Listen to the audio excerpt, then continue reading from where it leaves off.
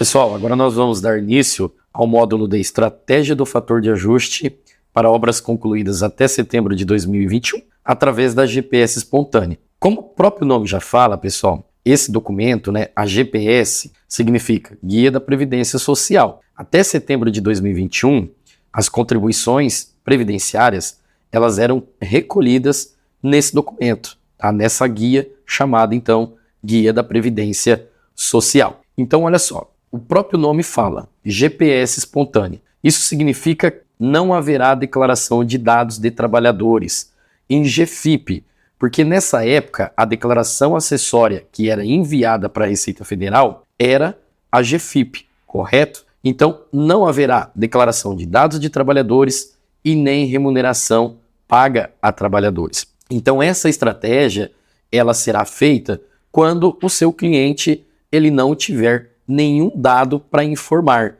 Tá? Então, ela é uma estratégia que dá para reduzir também o INSS devido, mas ela não é uma estratégia tão rentável como, por exemplo, a GFIP, que declarando débitos de trabalhadores em GFIP, você declara e você paga a contribuição previdenciária conforme a contratação. Então, assim como você faz a declaração no E-Social, se você contrata trabalhador autônomo, contrata trabalhador MEI e você paga a cota patronal conforme o tipo de contratação, na GFIP é da mesma forma. Então, se você contratar um MEI, se você contratar um trabalhador autônomo, será pago apenas a alíquota da contribuição previdenciária patronal de 20%. Agora, na GPS espontânea, como não haverá declaração de dados de trabalhadores e remuneração paga a trabalhadores, então o que vai acontecer? Você vai ter que pagar a GPS com a alíquota de 36,8%. Então, ou seja, a economia ela fica menor. Então, você vai gerar um resultado para o seu cliente? Vai. Vai haver a redução? Vai. Mas essa redução ela não é tão significativa como é declarar o débito através da GFIP, correto? Então, agora, antes da gente entrar na parte prática, eu preciso explicar para vocês como que vocês vão fazer o planejamento tributário através da GPS espontânea. E aí nós vamos, então, para a planilha, tá? Como todos sabem, desenvolvi planilhas para que vocês aprendam cada detalhe, aonde buscar cada informação para que vocês façam o trabalho bem feito, correto, pessoal? Então, olha só, vou pegar aqui um caso, vou trazer para vocês e nós vamos esmiuçar tudo o que é necessário para vocês entenderem como que faz o cálculo e como que vocês vão gerar essa GPS espontânea. Muito bem, vamos aqui para o portal de serviços da Receita Federal. Então, olha só, pessoal, eu vou aqui, antes, tá? Eu vou entrar no CAC e eu vou aqui alterar o perfil de acesso. Muito bem. Eu estou trabalhando com o novo portal de serviços, como eu já falei, quero mostrar para vocês, como que ficou o portal. Então, nós estamos trazendo aqui toda a regravação das aulas dentro do novo portal de serviço. Então, muito bem, aqui no portal de serviço, pessoal, vocês vão vir aqui em construção civil, correto?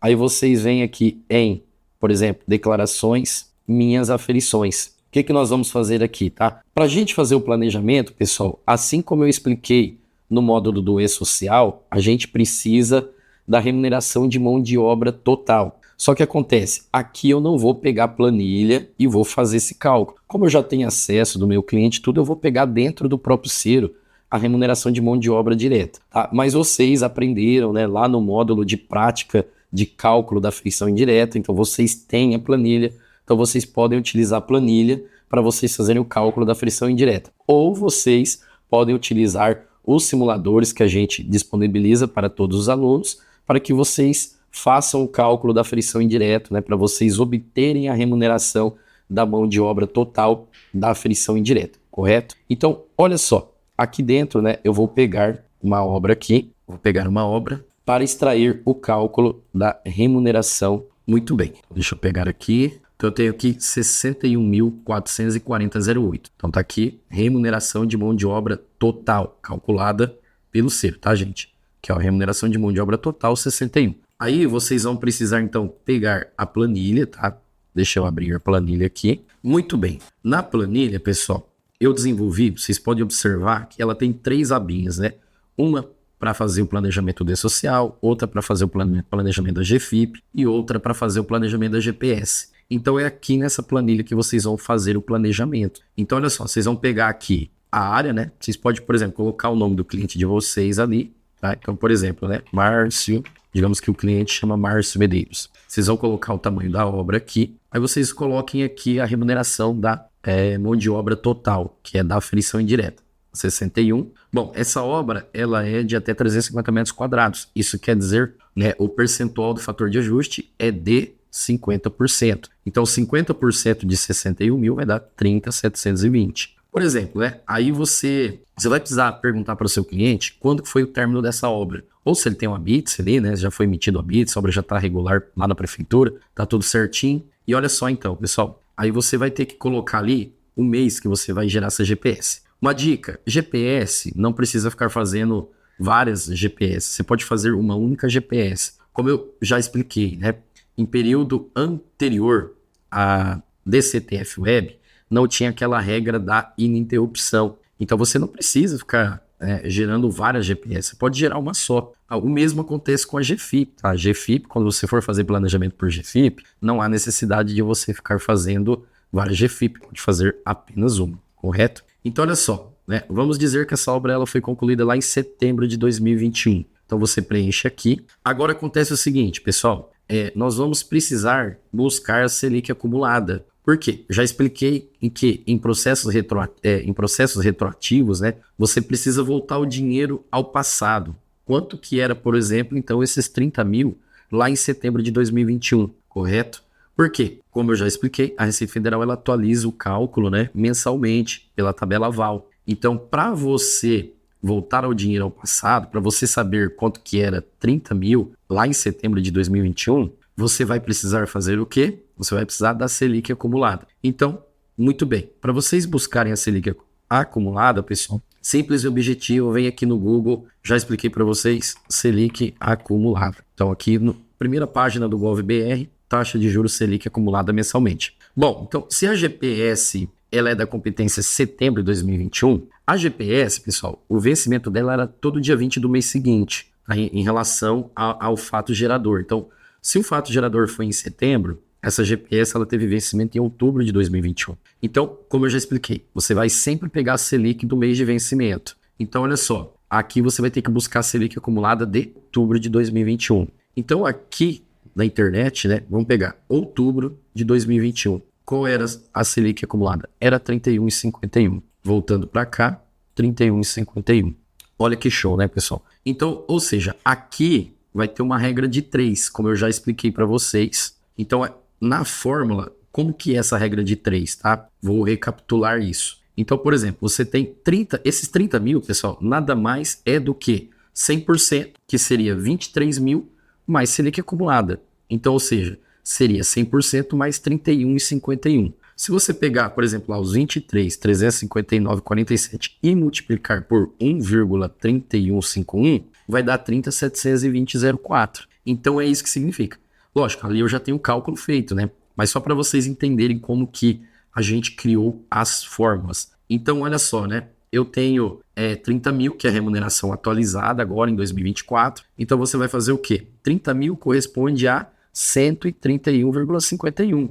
Agora, eu preciso descobrir o 100%. Então, quanto que era o 100% lá em 2021? Então, você faz uma multiplicação. 30.720,04 multiplica por 100. E aí, você divide por 131,51. Então, você vai fazer a divisão. Vamos lá. 30.720,04 vezes 100 dividido por 131,51, que vai dar 23.359,47. Então essa é a regra de 3, tá, gente? Essa é a fórmula que tem aqui para você levar esse dinheiro lá em 2021, para você saber quanto que era essa remuneração de 30.720 lá em 2021. E aí, então, como eu disse, né, a GPS espontânea, pessoal, ela tem que ser feita com a alíquota de 36,8%. Então você vai multiplicar essa remuneração original por 36,8%. Fazendo o cálculo, né? 23.359,47 vezes 36,8. Então o valor do INSS ele vai dar quanto? 596,29. Esse é o valor que vai dar. correto? Muito bem, então você já tem o valor. Aí, por exemplo, a GPS venceu lá em outubro de 2021, vai ter 20% de multa. Então 20% de multa, pessoal, dá R$ 1.719,26. E vai ter o juros Selic acumulado, que é 2.708, né? 31 sobre 8.596, que vai dar 2.708. Total da GPS, 13.024. Agora, observem bem aqui, né? Então você tem 61 mil, base de cálculo, RMT da aferição indireta. Vezes 36,8 dá 22.609. Fazendo a estratégia da GPS espontânea, então o imposto, aplicando o fator de ajuste, ele cai para 13. Isso gera uma redução de 9.585,72, correto? E aí você vai ter, né, se você for cobrar aqui os seus honorários 30%, você vai receber 2.875. E aí gera uma redução efetiva de 6.710, o que representa 30%. Parcelamento. GPS espontânea não parcela, pessoal. Por quê? Porque não é débito declarado. Então, se você não declara, não vai para a base de dados da Receita Federal, não há possibilidade de fazer parcelamento. Então, se o teu cliente ele optar por fazer essa estratégia, né, se ele optar por fazer o pagamento através da GPS espontânea, ele vai ter que pagar esses 13 mil agora no ato.